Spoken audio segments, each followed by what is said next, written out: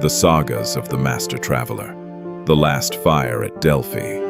The autumn winds had come cold over Mount Parnassus by the year 1891. They moved down from the high stone shoulders of the mountain in long gray breaths, carrying dust through the broken places of Delphi and stirring the dry leaves that had gathered along the old sacred road. The grasses had browned early that season. The olive trees below the sanctuary shivered silver beneath the evening light, and far down in the valley where the land fell away toward the gulf, smoke from village hearths rose thin and blue against the coming dark. There had been rain that morning. Not much, only enough to darken the stones and wake the old scent from them.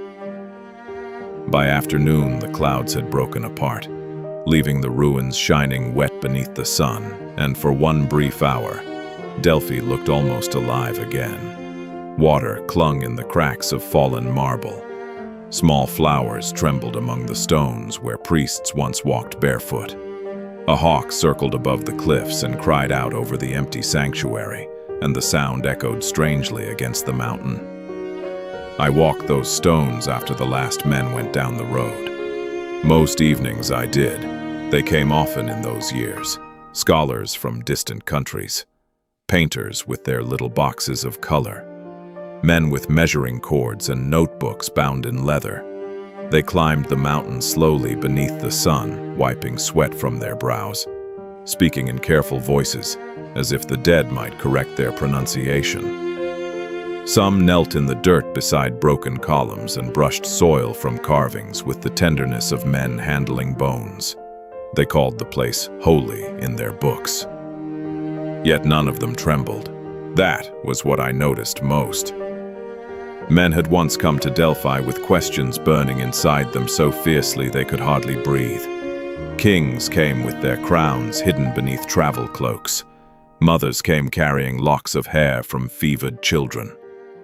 Soldiers came before war with their hands shaking around the hilts of swords. Brides came before marriage. Old men came when dreams troubled their sleep. The poor brought oil.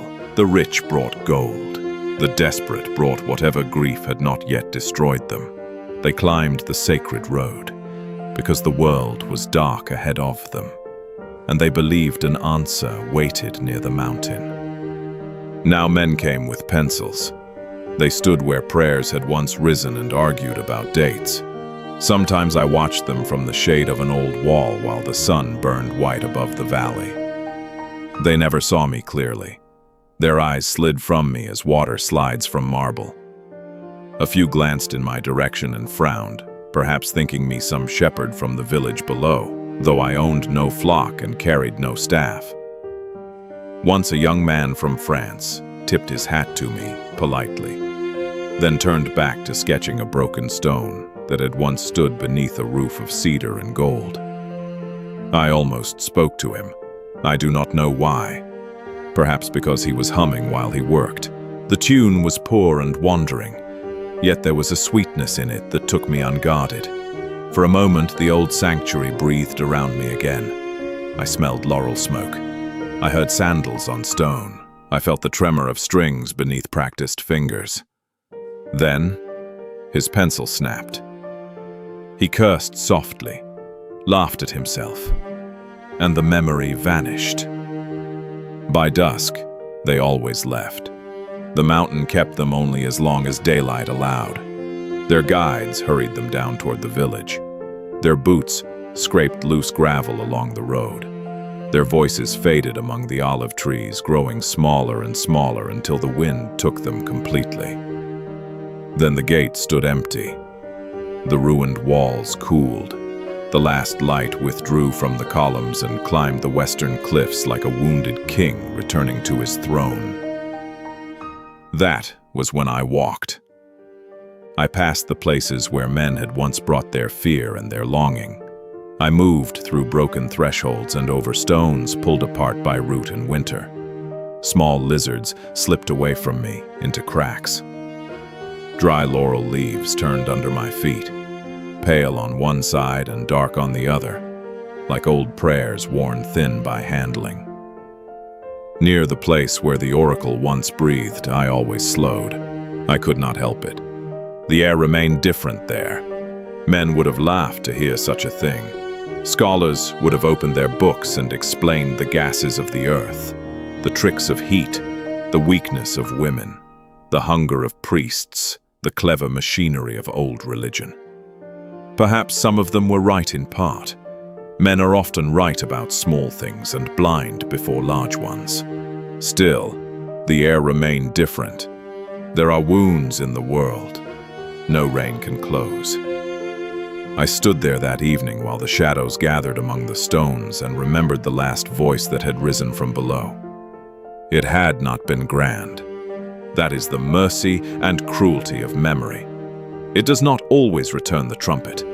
Often, it brings back the cough before the final word, the trembling hand, the old woman sweeping ash from a floor no worshipper would ever cross again. The last one had been young, younger than she should have been. Her hair smelled of smoke and laurel. Her hands were cold when they gripped the sides of the sacred seat. Outside, men waited for an answer from a god they feared was already leaving them. Inside, she breathed and shook and whispered through cracked lips until her voice was no longer only hers. I had wanted to give them something beautiful, even then, even at the end. But the world had already begun, turning its face. Men were finding new roads for their questions. Ships moved farther. Books traveled faster than priests. Empires rose beneath other banners. The old songs thinned. The temples emptied one by one, not in a single terrible night, but slowly as a hearth dies when no one remembers to feed it. The girl spoke. The men outside wrote down what they could bear to hear. By morning, she was fevered. By winter, she was dead. And after her, no true voice rose in Delphi again.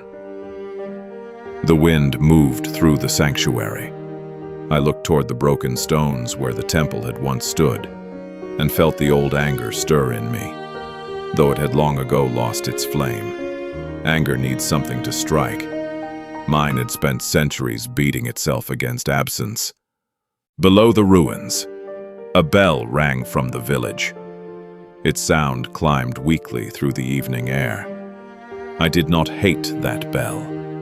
Once, perhaps, I had. There was a time when the new faith spread over the old world like winter shade, and men who had poured wine at my altars broke my images with hammers. They made lime from marble that had known my name. They built churches where groves had stood. They taught their children that the old gods were demons, dreams, or lies. I had hated them then. Not for victory. A god can bear defeat. I hated them because they sang. That was the wound. They sang with voices I had shaped for music. They healed their sick with herbs first blessed beneath my sun. They wrote poems to their saints with tongues trained by my old fire. Even when they cursed my name, they did so beautifully, and beauty had always been a door through which I might enter. But centuries are long even for those who do not die. Hatred thinned, grief remained. By 1891, the men who climbed Delphi no longer came to destroy. They came to uncover. They brushed dirt from old stones and spoke of civilization, heritage, antiquity, art. Their reverence was real, yet it passed around me like light around glass. They wanted the world I had touched. They did not want my hand. That evening I wandered farther than usual. The rain had left the path soft. My sandals darkened with mud as I climbed above the main ruins toward the older places where thorn and grass had taken back the stones. The sky lowered into purple behind the ridges. A few late birds moved among the scrub oak, restless before night. I had no destination. Gods without temples learn to walk without purpose. A dry sound came from somewhere above me. At first I thought it was a branch breaking under some goat's hoof. Then I smelled smoke. I stopped. There were shepherds in the hills sometimes, and poorer men who gathered fallen wood before winter. Yet no one made camp among the upper stones after dark. The villagers avoided that place when the sun went down. Whatever they called the old powers in daylight, they still crossed themselves when the mountain shadows lengthened. The smoke did not smell like village hearthwood. It smelled of cedar, rain, and something older than forests. I climbed slowly. The path, bent between two stones half swallowed by grass, then opened into a small hollow beneath a twisted laurel tree. The tree should have been dead. Its bark had split in several places, and most of its limbs reached black and bare toward the darkening sky. Yet beneath it burned a fire. Not large, not bright enough to announce itself to the valley. It rested low among a ring of stones, steady and orange, its flames bending neither to wind nor damp. Rainwater still clung to the grass around it. The wood at its heart looked wet clear through, yet it burned with the patient certainty of an altar flame tended by unseen hands. Beside it sat an old man. He had settled himself upon a fallen block of marble, as if it were no different from a log beside a country road. A dark cloak lay around his shoulders, patched in several places and worn pale at the edges by weather and travel. His beard was silver white and broad upon his chest. His hair, long and gray, had been tied loosely behind his head with a strip of leather. One hand rested near the fire. The other held a small clay cup from which steam rose into the cold air.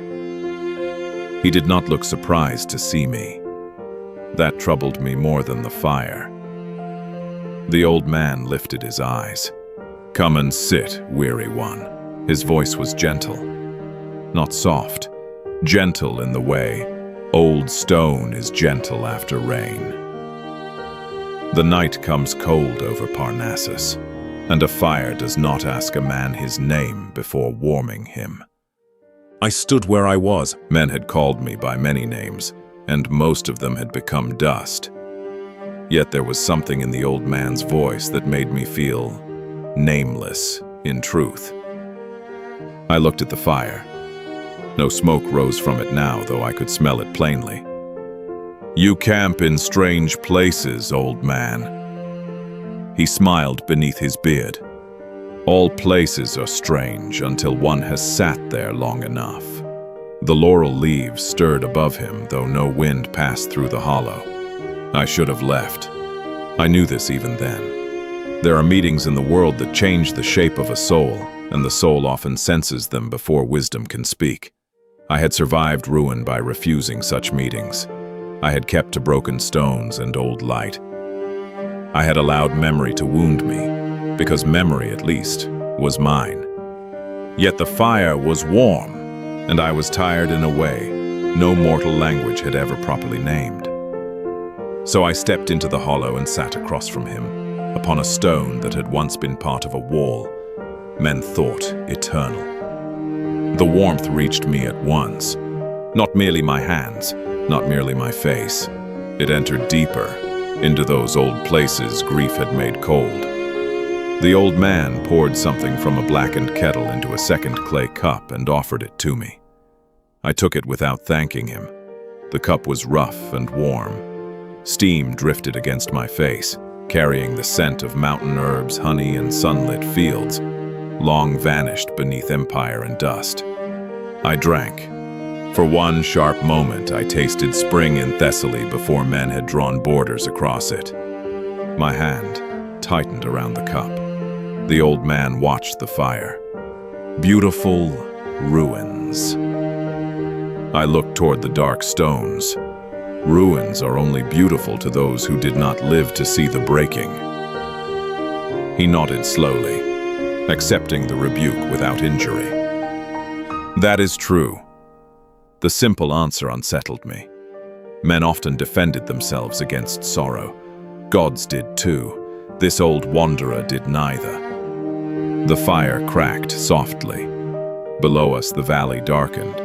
The last gold withdrew from the olive leaves, and the village lamps began to show one by one, frail as earthbound stars.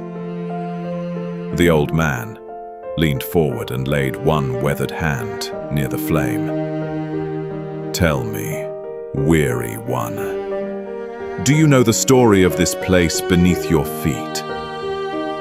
A bitter laugh left me before I could stop it. I know more stories of this place than any man living. The old man's eyes flickered toward me. More than any man living. I felt the trap in my own words and said nothing. He smiled faintly, then looked back to the fire. "Then perhaps you know how lonely a place becomes when men remember its stones more clearly than its purpose." The words entered me quietly. Too quietly. I looked at him then with care. His face was lined by years, though not as mortal faces are lined. Weather had written upon him, and road dust, and the smoke of 1,000 fires. Yet beneath all that age his eyes remained clear. Not young, never young. Clear the way deep water is clear when no wind troubles it. "Who are you?" I asked. "A traveler. Many men travel. Not so many as claim it." The fire popped, sending one small ember upward. It rose between us like a red star, and vanished before reaching the laurel branches. The old man looked around the hollow. "This mountain has carried many voices." I said nothing. He continued as if speaking to the fire. "Some came with fear, some with hunger, some with gold hidden under wool. A few came only because hope had become too heavy to carry alone. They climbed from the valley while their hearts beat against their ribs like birds trapped in a house. And here, where the stone opened its old mouth to the breath below, they asked the dark ahead of them to show mercy." My throat tightened. The old man lifted his cup. "Men are strange creatures. They call it prophecy when they are afraid of choosing, and wisdom when they have already chosen but wish not to stand alone beneath the weight of it." I stared into the fire. "You speak as though you watched them." I have watched men ask tomorrow for permission to live since before most roads had names. The answer should have sounded like a boast. It did not. It sounded like fatigue, carried with dignity. For a while, neither of us spoke. The mountain darkened around us. Night came down from the cliffs and gathered in the hollows. Far away, a dog barked near the village, then fell silent. The ruined sanctuary below faded until the stones were no longer shapes, but pale memories of shapes beneath the rising moon. The old man reached beside him and took up a small piece of broken marble. There was carving on it still, only part of a letter. Perhaps no scholar would have found it worthy of much attention. He held it gently all the same, turning it in his palm as if listening. "Men are unkind to what survives."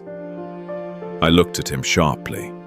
He rubbed his thumb across the worn mark. "They ask broken things why they are not whole. They ask old songs why they are not sung as loudly. They ask gods why their temples fell, as if stone ever had the power to keep love from changing its road." The cup grew warm in my hands. Love. The word came harder from me than I intended. "Is that what you call it?" The old man glanced up. "What would you call it?" I looked toward the sanctuary below. In moonlight, the stones seemed almost like bones scattered down the mountainside. "Need," I said. "Fear, bargain, hunger wearing garlands." The old man chuckled softly. "You have been wounded by worship." I almost rose then. The hollow tightened around me. The firelight shifted across the old man's face, and for one moment I saw no kindly wanderer, but something vast seated in rags. Something that had crossed deserts before the first city lifted a wall and watched stars burn over graves no nation remembered. I had not been afraid in many centuries. I was not afraid then, but I was seen. That was worse. The old man set the marble down between us. "Forgive me," he said. "A wound touched without warning teaches the hand manners." I looked away. Below, the village bell rang once for the hour. "No one worships here," I said. "No. No one brings laurel. No one asks. No one sings the old hymn before dawn. No one pours wine upon the stone. Men climb the road with measuring cords and clever eyes. They speak of beauty as if it were a dead animal preserved beneath glass." The old man listened. I had not meant to say so much. Once begun, the words found old paths. They name what they find. They argue over what each broken thing was used for. They write books about smoke that never touched their lungs and songs they have never heard beneath the open sky. They come near enough to feel the old heat and leave proud of having measured the ashes. The fire burned low and steady. "And would you rather they never came at all?" the old man asked. The question struck clean. I opened my mouth. No answer came. For many years I had thought so. In my bitterness I had wished the mountain would swallow every path and leave Delphi to lizards, thorns, and the hawks that nested in the cliffs. Better no eyes than cold eyes. Better silence than admiration without love. Yet I knew what happened to places no one came to. Even ruins can be abandoned twice. The old man saw the answer pass through me and spared me the shame of speaking it. He poured more tea. Steam rose between us and drifted toward the laurel tree. The dead tree rustled. One green leaf, small as a child's thumbnail, unfolded from a blackened twig above the fire. I stared at it. The old man did not. He only lifted his cup and drank. "You spoke of love," I said quietly. "I did. They do not love me." The words escaped before pride could catch them. There it was, naked as a beggar at a palace gate. The old man did not flinch from it. Perhaps not as they once did. There is no other way. He looked at me then, and his eyes held neither pity nor correction. That made it harder to hate him. "There are always other ways," he said. I laughed once, low and bitter. "You speak like one who has never lost an altar." The old man's smile was small and sad. I have watched whole worlds forget the names they used for mourning. The fire bent toward him, only for a breath. Then it straightened. He reached down and touched the earth beside the stones. His fingers moved through the dust, slow and careful, tracing no symbol I knew.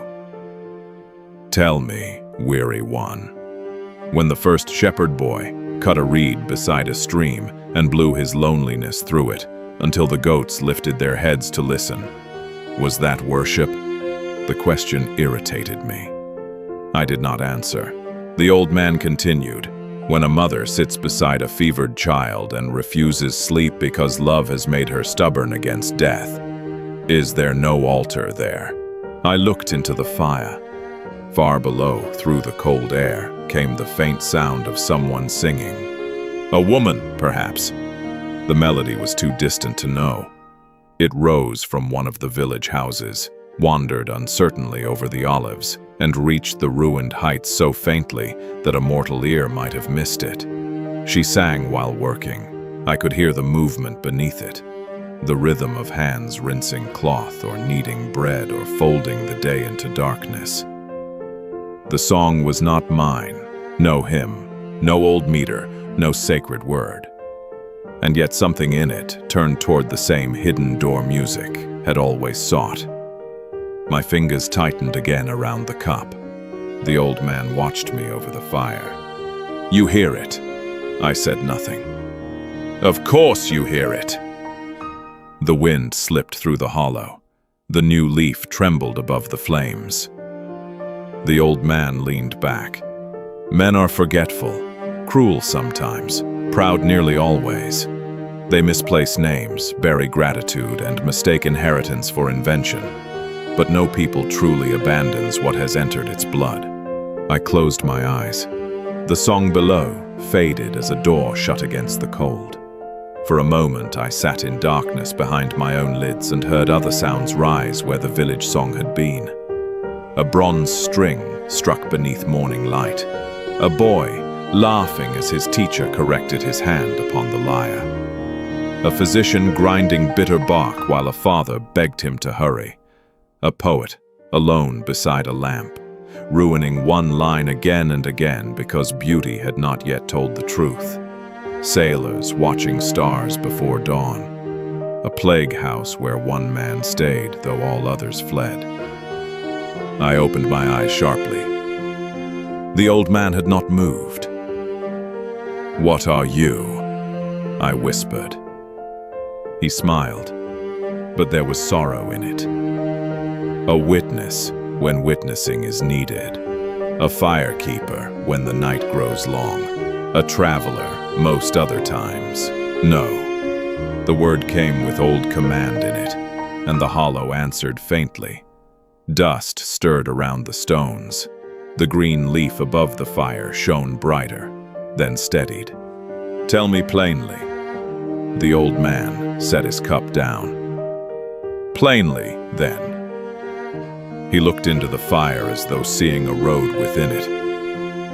"I am the one who comes when old things believe themselves alone." The anger drained from me so suddenly that nothing stood beneath it. I looked away. The mountain spread dark and vast around us. Alone. There are words that do not reveal their full cruelty until they are spoken by another mouth. I had thought myself forgotten. That was one grief. But loneliness was older, deeper, and less proud. A forgotten god might still wrap himself in wounded majesty. A lonely man beside a fire had no such armor. The old man picked up the broken marble again and placed it near the edge of the flame. Not in the fire, near it. "Your sorrow has mistaken silence for absence." I breathed slowly. "Do not offer me comfort made of pretty words. I would not insult you so." His answer carried a firmness that stilled me. He pointed down toward the village, though he did not look away from me. "The woman who sang below does not know your name, yet the hunger in her song is older than her house, older than her church, older than the road her grandfather walked as a boy. It came from the place where mortal breath first discovered it could wound the air beautifully and be less alone for having done so." The firelight warmed the broken marble. The old man's voice lowered. "Tomorrow, a child in that village will wake fevered. His mother will send for a man who keeps herbs in jars and clean cloth wrapped in a drawer. He will come with tired eyes and hands that smell of vinegar and crushed leaves. He will not pray to the old light above Delphi. He may never have heard the hymn that once rose here before sunrise. But when he sits beside that child and fights death with knowledge, patience, and mercy, something of the old gift remains at work in him." My throat ached. I hated him a little for the mercy of it. The old man looked upward. Above us, the clouds had thinned. Stars appeared over Parnassus, cold and innumerable. And somewhere far beyond this mountain, men still look at the heavens and ask what waits beyond the reach of sight. They no longer breathe laurel smoke in the dark chamber. They build instruments, scratch figures into paper, and distrust any answer that comes too easily. Yet the ache is the same ache. The future remains a locked door. Men still press their ears against it. I stared at the stars. For centuries I had watched men turn away from me. I had not understood they were still turning toward the things I loved. The realization did not heal me. Not then. Healing is a slower mercy than revelation. It hurt first. It hurt because I saw how much of my grief had been pride wearing mourning clothes. I had wanted them to remember the altar, the hymn, the laurel, the shining name carved clean in stone. I had wanted the old road filled again with trembling feet. But mankind had carried the flame away from Delphi.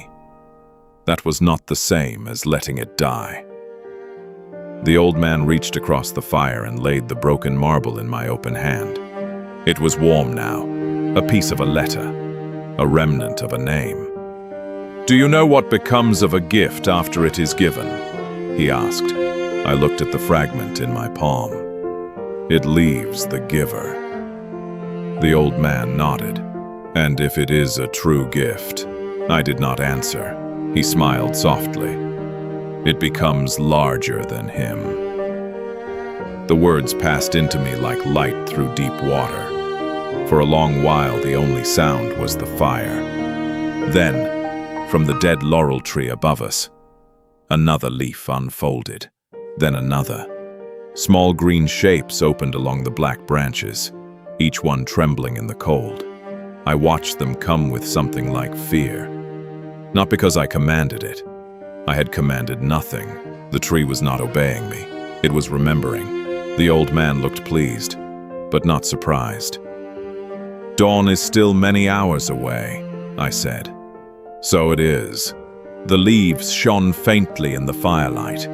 "This should not happen." The old man chuckled.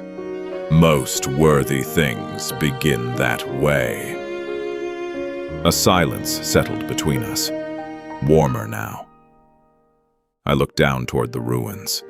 Moonlight rested on the broken sanctuary.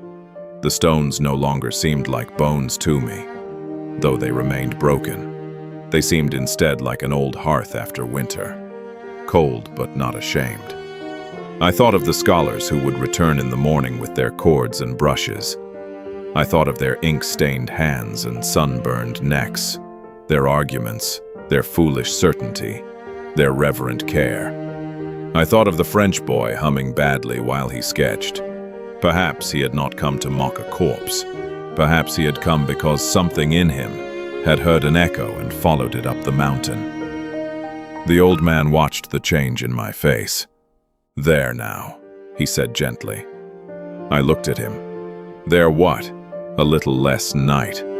I almost smiled. Almost. The wind moved through the hollow, and the laurel leaves gave off a scent so sudden and sweet that the centuries seemed to fold inward. I saw the temple whole again for half a breath. White stone, gold light, smoke climbing, voices rising before dawn. The old road alive with footsteps. Then it was gone. Only the fire remained. Only the old man, only the mountain and the cold. I found I was grateful for the cold. It made the warmth honest. The old man rose slowly from his stone. His cloak fell around him like shadow gathered from many roads. He took up his kettle and tied it to a worn leather strap at his side. The fire did not dim when he stepped away from it. "Must you go?" I asked. The question shamed me. The old man did not make it worse by noticing. There are other roads tonight. Of course there were. There would always be other roads. He paused beneath the laurel tree and rested one weathered hand against its split trunk. "This place is not done with you." I looked toward the sanctuary. No one asks for me. Not tonight. The old man's eyes softened. But men are always finding their way back to old fires, even when they no longer remember what warmth first taught them. The words held me still. He stepped past the edge of the firelight. The shadows should have swallowed him, but they did not. For a moment he stood with the ruined sanctuary below him and the stars above him, and he seemed neither large nor small, neither young nor old, but as natural upon the mountain as wind across stone. I called after him, "Traveler." He turned. "You never asked my name." His smile deepened then, and the kindness in it struck harder than pity ever could have. "I knew your name before men carved it here." The hollow grew utterly quiet. Even the wind seemed to wait. The old man inclined his head, not as a servant bows to a lord, nor as a worshipper bends before a god, but as one ancient thing honors another at the edge of a long sorrow. Rest by the fire a while, Apollo. The name moved through the ruins. Not loudly. It did not shake the mountain or wake the village below. No thunder answered it. No temple rose from the earth. No hymn poured down from the stars. But the laurel tree above me opened all its leaves at once. I closed my eyes. For the first time in centuries, I did not hear silence. I heard a woman singing as she worked below the mountain. I heard a child cough and live through the night. I heard a bow drawn across strings in a city I had never seen. I heard men arguing beneath lamplight over the movement of stars. I heard poets curse their own clumsy hands and try again before dawn. I heard the bright, foolish, stubborn music of mankind carrying my gifts into rooms where my name had never been spoken. When I opened my eyes, the old man was gone. The fire remained. It burned low among the wet stones beneath the living laurel, steady and orange against the cold dark of Parnassus. I sat beside it until dawn. When the first light rose over Delphi, it touched the broken columns one by one and spilled down the sacred road toward the valley. The scholars would come soon. The village would wake. Men would climb the mountain with pencils, brushes, and careful little hammers. They would kneel in the dust and uncover what they could. Perhaps they would not tremble. Perhaps that was well enough. I stood as the sun warmed the stones. Below me, the world went on forgetting and remembering in the same breath. And for the first time in a very long age, I did not mistake the absence of worship for the death of love. The fire behind me gave one final soft crackle. When I turned, it was gone. No ash, no smoke. Only a ring of damp stones beneath a laurel tree, blooming green in the cold morning air.